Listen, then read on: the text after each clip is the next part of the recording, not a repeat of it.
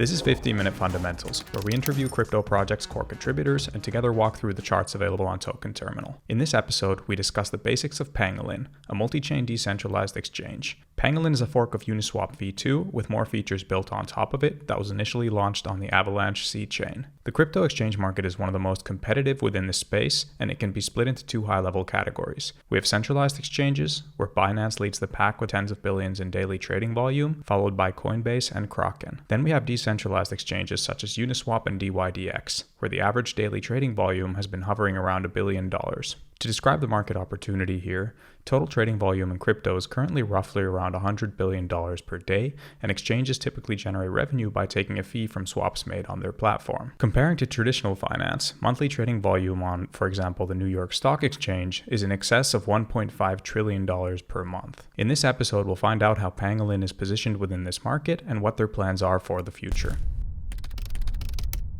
Hi, Justin. Welcome to 15-Minute Fundamentals. It's great to have you on. Thanks so much for having me. Pleasure being here. Now, before we dive into the details, could you just give a quick intro to Pangolin for anyone not familiar yet? Yeah, sure. So Pangolin's a decentralized exchange, originally launched on the Avalanche network. We've recently started our cross-chain expansion journey, just recently launched on Songbird, and we'll be going to a bunch of other chains over the upcoming month. Awesome. Now, as the past 2 days have been quite a wild ride, a series of unfortunate events in crypto, I wanted to ask, how are you guys at Pangolin holding up? How are you positioned amidst all of this? Yeah, I mean, a lot of this stuff is kind of unexpected, especially the kind of level of the collapse, the players involved. But again, we're pretty risk averse. I think a lot of protocols tend to think they're investment houses. We're a little bit more prudent, I guess. We're not an investment house. What we do is we keep our treasury in stables, and the treasury is there in order to pay operational expenses. So we're not out there speculating. We're not out there leveraging. So when these things unfortunately do occur, the only real risk to us is, whether there's a major depeg between like our stables. So generally it's unfortunate, and we don't keep any of our funds on centralized exchanges. So we always escape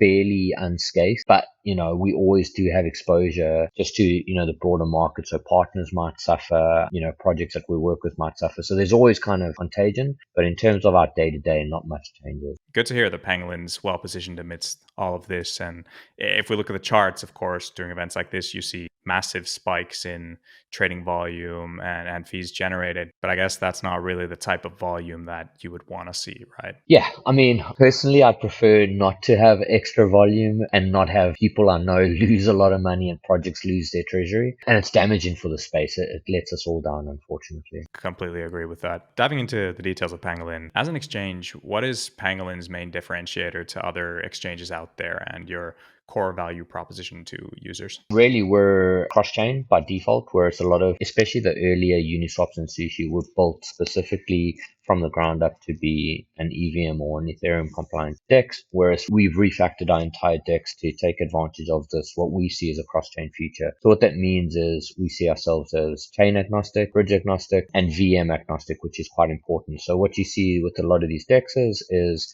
they might be cross-chain, but they'll only focus on the EVM. We've got a thesis internally that we believe non-EVM chains will start to gain greater traction, as seen with Solana, as we believe we'll see with Aptos, Sui, Radix, Near, and others coming through. So we want to design our DEX so that we can take advantage of all of these kind of chains. So that's really the key differentiator. Got it. That's great. Now, which networks does Pangolin currently support, and what does your roadmap look like in terms of expanding that? We started on Avalanche. We just recently launched on Songbird, which is the canary network for Flare. The reason we wanted to go there was we have a new protocol, a farming protocol called Sunshine and Rainbows, and we wanted to test it on a smaller user audience before rolling it out onto the bigger chains. We'll launch on Near and Flare, which is another L1, fairly soon. We are in communication with a lot of other L1s, app chains, etc. Generally, the marketing team tells me I'm not allowed talking about which ones they are, but we kind of play it by ear, right? I'll give you one example. We were talking to Neon in the Solana ecosystem, but we'll probably park that for now. So,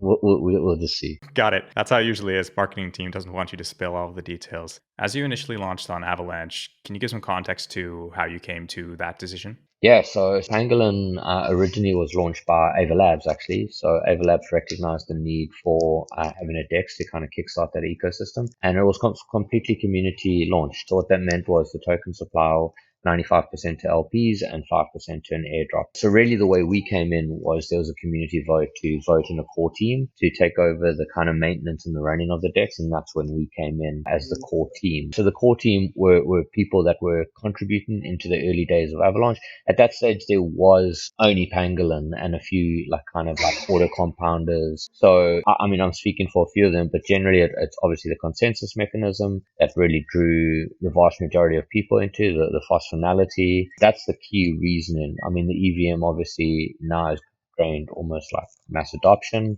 but that consensus really sets it apart. Got it. And can you walk me through Pangolin's fee and business model so that we understand who pays fees for what and who earns them? As a decentralized DEX, right? So you want to kind of share those profit margins around, right? So what ultimately happens is 30 basis points on every swap, and then 25 basis points goes to LPs. There's like a 5 basis points which is open for like allocation, which can be directed however we want based upon on-chain governance. So all of our smart contracts are controlled by on-chain governance. And really what we do with that is we set up a vote and we direct 85% of those 5 basis points back to single-sided staking. So what we do is all of the fees that are generated, we use to purchase back PNG, and then that PNG is directed into single-sided staking, and then the DAO, we get like 15% of that 5 basis points. So very little in the grand scheme of things, but yeah, ultimately for decentralized DEX, the point of it is the people that use it, the people that contribute it, ultimately make the vast majority of the fees. Thank you. Very clear overview. From a business development perspective, where is Pangolin's core focus at the moment? It's an interesting one, right? So you can have the best product in the world, but you need a good distribution model. So what we're really focusing on is how do we distribute the DEX? So the further we distribute the DEX, the more usage of the swap fees,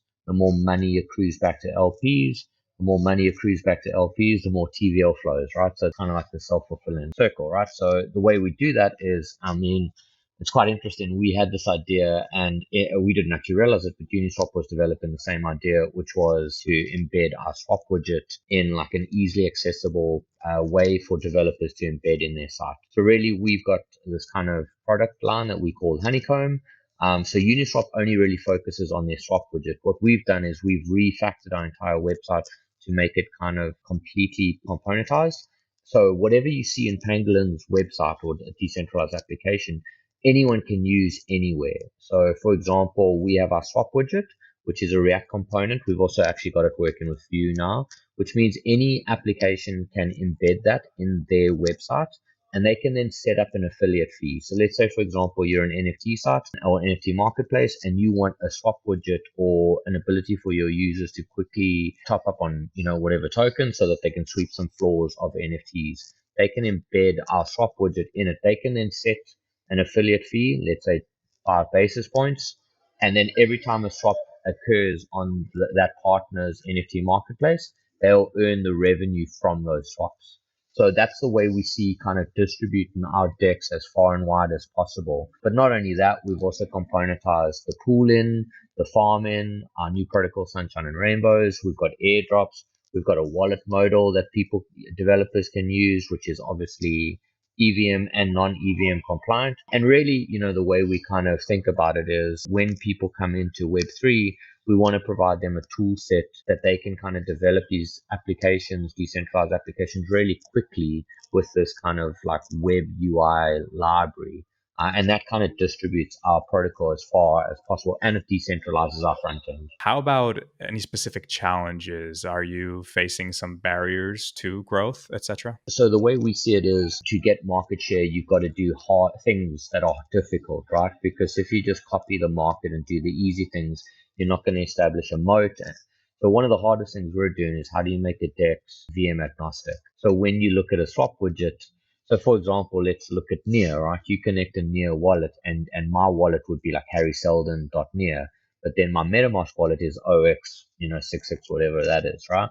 So then, in the background, that application needs to be smart enough to know, okay, I'm on the Near chain, utilize all of the Near type of stuff when I'm on Near. Okay, I'm on EVM, utilize that. Or I'm on like Sui, as an example, with the Move VMs coming through. So how do you make it so that the user doesn't actually see what's happening in the background? Because the user doesn't care. The user just wants, okay, I want to buy Sui, I want to buy Atlas, I want to buy this. So trying to abstract that away from a user experience, because our goal is to provide a viable alternative to centralized exchanges. And if you look at the user experience on a centralized exchange, they don't ask you to switch wallet networks or anything. It just says, do you want to buy this token? And they just abstract that away. So now that's our kind of big play is how do we abstract that away in a decentralized way? And I think that goal of eliminating the need for centralized exchange is something that a lot of people can stand behind and a very timely topic as well. So, and then one question on your tokens and the whole governance model there, because if an investor were looking into buying Pangolin tokens, they'll notice that you have several tokens on different chains, which is related to the subDAO model that you employ. So, can you explain what this subDAO model is and how it works in practice? So when some of these other protocols decided to go multi-chain, if you were involved in certain chat rooms or discords or telegrams, you would have heard the term going Viking. And really what going Viking meant was you're going from Ethereum and you go into these other protocols and you take in all of that money and you're bringing it back to Ethereum. Right, so it's like a raid-in party. When we decided how we're going multi-chain, we wanted to make sure that we did it in a sustainable manner. So we took some lessons from people that went before us. And a lot of the ways they did it was they didn't take their token with them. So what that meant was they needed handouts from the local ecosystem and the foundations. As soon as those handouts evaporate or finish, their missions dried up, ultimately they were overtaken by a local competitor with a local token. And then the other thing was that they didn't hire and they didn't immerse themselves, right? So if you look at like an analogy, if you had a raiding army, you'd go put an army on an enemy's territory versus like creating a colony. So the way we wanted to do it is we didn't want to be predatory. We wanted to make sure that we hired people from within the community. We understood the local idiosyncrasies because every chain's different, you know. There may not be a lot of differences, but there always is kind of like unique technological aspects to that chain that you need to leverage in order to really immerse yourself. So we wanted to have tokens purely so that we could be competitive with local dexes in those chains, but also so that we had a treasury so that we could hire people from within those communities. You know, you need those business dev people that understand the history, that they understand the politics, they understand who the good players are, who are the people maybe you want to avoid doing business with because maybe they're a bit sketchy, especially relevant today, right? So that's kind of what like pushed us towards that direction. Time will tell whether it ultimately proves successful, but we've had great success on Songbird with it. So currently we're feeling very positive about it. Yeah, it makes a lot of sense. And it sounds like a great model, which I haven't come across beforehand. So great to hear a bit about the details as well there. And speaking about your tokens, you also mentioned your airdrops feature. How are you currently utilizing token incentives and rewards on Pangolin? So currently we want to reward loyalty. It's so subjective. It's so hard to be fair though, right? Because, you know, we try to be fair. So what we did was we took an average, but then one of the major issues I found with our current incentive model or airdrop model was that it was based upon how long you held, but if the price fluctuated, then it created some discrepancy. So if people bought at a high price, they got less than people that bought more quantity at a lower price. So it's hard and it takes quite a lot of engineering and a lot of thinking. And then you also got to take into account Sybil attacks so that people don't game the airdrop. So the current way that we do the airdrop is we take an average over length of time for people that have been holders, people that have been stakers, and people that have been LP providers. We may change that over time. The way we look at an airdrop is almost like a marketing budget. So we say, okay, well, this is the airdrop, the dollar value, and it's like a marketing budget. So then when we start looking at like that, we say, okay, well, are we actually getting value for money from that airdrop? Are we getting new users in? Are those users being sticky? So because we've got new tokens for each chain we go in, we will revise that airdrop methodology in order to provide loyalty. I mean, a key thing for us is loyalty, you know, sticking with the platform. People should be rewarded for that. But also then, you know, we want to make sure that like we're spending it effectively, that airdrop effectively, not just attracting, there's a certain class of airdrop hunters, which maybe aren't always the most beneficial for your project. 100%. And final question is what's next for Pangolin? If your marketing team has given you the permission to share any sneak peeks into the product roadmap. Like what excites me about crypto is protocols, right? Like I'm in it for the tech. I know it's a meme, but like that's why like all this stuff kind of washes over me when it happens because the tech's still here. The fun stuff is still here. I'm loving Axelar. I mean, we're very close with their team, and I love what they're doing. So really, the way I see it is there's these like kind of hub and spoke models. So you got the Cosmos hub and spoke model. You're gonna now get Avalanche hub and spoke with like subnets, Polygon with their supernets, and obviously Polkadot. So you get in these hubs, but then what you want is an overlay network over those hubs. So yes, you can create technology within those ecosystems, but you ultimately want another network that connects them. So that's currently really where my head's at is, okay, so how do we connect the hubs? And there's some interesting technology that's emerging. It's still very nascent, and I think obviously cross-chain is where a lot of the hacks happen, but that's really where we want to focus. So that like I call it the McDonald's of DeFi, right? There's McDonald's on every corner. And that's kind of what we want to see for Pangolin is like, no matter which chain you go to, there's a friendly face there, a face you can trust, an experience and a team that has credentials you can trust. I think trust in this particular phase is all important. 100%. Can't wait to see how everything plays out and how Pangolin grows from here. Thank you so much, Justin, for this insightful session and overview of the protocol. Lots of great stuff. Thanks so much for having me.